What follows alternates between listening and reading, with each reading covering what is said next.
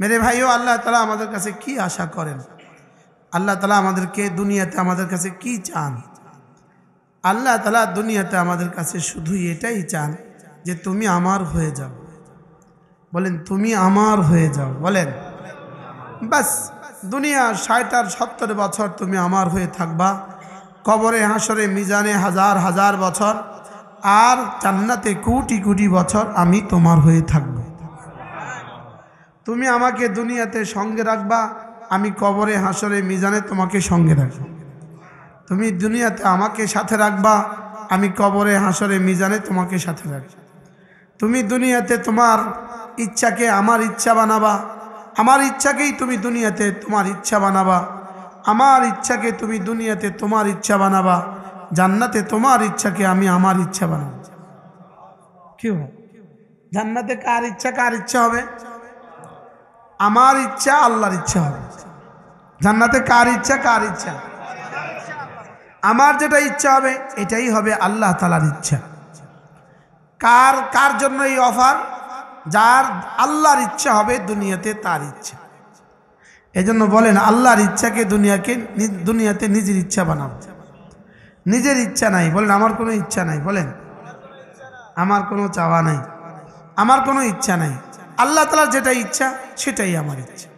এজন্য আল্লাহ তাআলা বলেন ওয়া আম্মা মান খাফা মাকাম রাব্বিহি ওয়া নাহান নাফসা আনিল হাওয়া ফাইন্নাল জান্নাতা হিয়াল মাওয়া। রব্বুল আলামিন বলেন যে দুনিয়াতে আখিরাতে আমার সামনে দাঁড়াতে যার ভয় হয় সেজন্য শুধু একটা কাজ করে, সে নিজের মন চাহি জিন্দেগি ছেড়ে দেয়। তো আমি কথা দিলাম জান্নাত তার ঠিকানা। সুবহান। বলেন মন চাহি জিন্দেগি আর রব চাহি জিন্দেগি?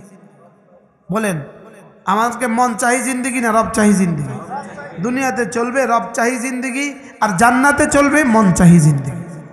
আর যদি দুনিয়াতে কেউ মন চাহি জিন্দেগি চলে তো কবরে হাসরে মিজানে ফুলসিরাতে আর জাহান্নামে শুধুই রব চাহি জিন্দেগি, সেখানে আর কোনো এখতিয়ার চলবে না, শুধুই আল্লাহ তাআলার এখতিয়ার।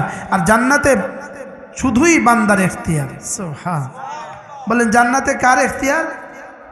দূর, বান্দার এখতিয়ার। আর জাহান্নামে কার এখতিয়ার? আল্লাহর এখতিয়ার। এই জেলখানায় কি আসামির কোনো এখতিয়ার চলে?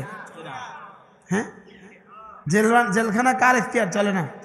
আসামির কোনো এখতিয়ার চলে না। জেলখানায় কারটা চলে? জেলারেরটা চলে। কারটা চলে? জেলারেরটা চলে। সুপারেরটা চলে, সরকারেরটা চলে।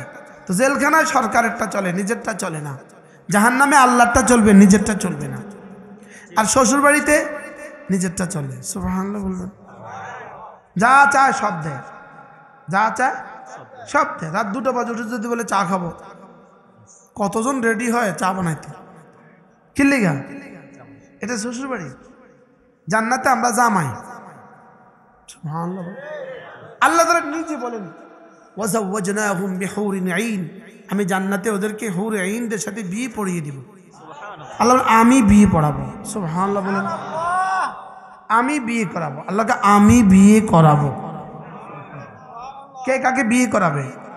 আল্লাহ তাআলা বান্দাকে বিয়ে করাবে। কোথায়? জান্নাতে। কার সাথে? হুর আইনদের সাথে। সুবহানাল্লাহ। এজন্য জান্নাতেই একমাত্র চাহিদা পুরা হওয়ার জায়গা। দুনিয়াতে সব চাহিদা পুরা হবে না, আর জান্নাতে কোনো চাহিদা অপূর্ণ হবে না, আর জাহান্নামে কোনো চাহিদা পুরা হবে না। কি বলছি মুখস্থ করেন। দুনিয়াতে সব চাহিদা, আর জান্নাতে কোনো চাহিদা অপূর্ণ হবে না, আর জাহান্নামে কোনো চাহিদা পুরা হবে না। এজন্য দুনিয়াতে যাদের সব চাহিদা পুরা করার চেষ্টা করছে হালাল তরিকা আর হারাম তরিকা, সত্যি আমার কাছে আসে। এজন্য জান্নাতেই চাহিদা পুরা হওয়ার জায়গা। সব চাহিদা পুরা হওয়ার জায়গা কোথায়? এজন্য জান্নাতে অসুস্থতা নাই, জান্নাতে ঘুম নাই, জান্নাতে অসুস্থতা নাই। জান্নাতে কি নেই? জান্নাতে কোনো অসুস্থতা নেই, জান্নাতে কোনো থাকা মন্দি নেই, জান্নাতে কোনো ক্লান্তি নেই। সুবহানাল্লাহ। জান্নাতে শুধুই ফিহা মা তাস্তাহি আনফুসুকুম ওয়া লাকুম ফিহা মা তাদউন। জান্নাতে শুধুই কি চলবে? তুমি যা চাইবা সব দিব, মুখে যা বলবা তাও দিব, দিলে যা আসবে তাও দিব, চোখে যা বলবা তাও দিব। কি ভাই, চোখের ইশারা যেটা বলবো সেটাও। এই জন্য মেরে ভাইও জান্নাতের তৈয়ারি নেওয়া, জান্নাতের প্রস্তুতি নেওয়া, জান্নাতের প্রস্তুতির মূল বিষয় কোনটা? জান্নাতের প্রস্তুতির মূল বিষয় আল্লাহ তাআলার জিকির। সুবহানাল্লাহ বলেন।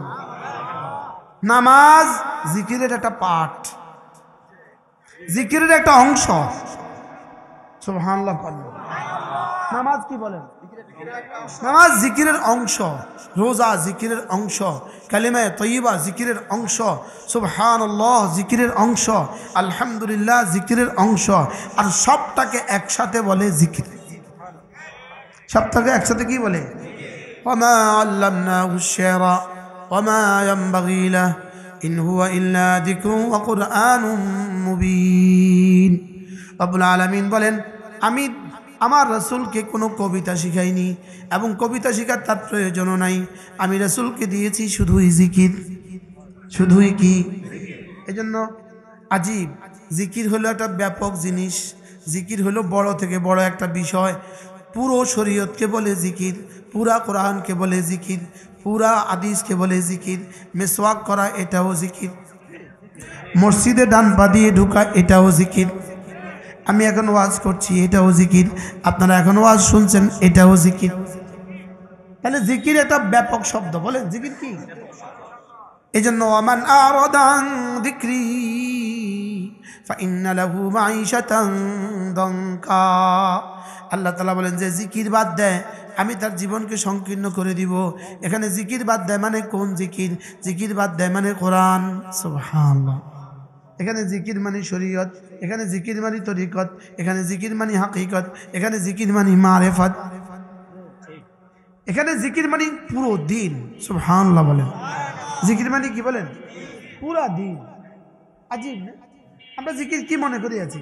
মনে করছি শুধুই সুবহানাল্লাহ বুঝি জিকির। এটা জিকিরের অংশ। আরে বলেন এটা জিকিরের কি? যেমন ধরেন আমাদের হাফেজ সাহেবরা এটা না ঘুমের টাইম বাদ দিয়ে বাকি সময় কোরআন কারীম পড়ে এবং পড়ায়, শোনায়। কোরআন পড়ে, পড়ায় এবং শুনে। ইনাদের স্বাভাবিকভাবে 100 বার কালিমায়ে তয়্যিবা পড়ার টাইম ইনাদের হয় না। 100 বার কালিমায়ে তয়্যিবা পড়ার টাইম এদের কি? এখন আপনি বলবেন ইনি কি জিকির করনেওয়ালা না জিকির ছাড়া? বলকে সর্বোত্তম জিকির করনেওয়ালা। আফদালু যিকরি তিলাওয়াতুল কুরআন। ইনি সর্বোত্তম জিকির করনেওয়ালা। সুবহানাল্লাহ বলবেন। আরেকজন মানুষ 5 ওয়াক্ত নামাজ জামাতের সাথে পড়ে, লেকিন লোকটা এত বেশি ব্যস্ত ব্যবসার কারণে তার আর জিকির আজকাল বেশি করার টাইম পায় না। ইনিও সর্বশ্রেষ্ঠ জিকির করনেওয়ালা। কি ভাই বলে? যিকরুল্লাহি আকবার। ইনিও সবচেয়ে বড় জিকির করনেওয়ালা। সুবহানাল্লাহ বলেন।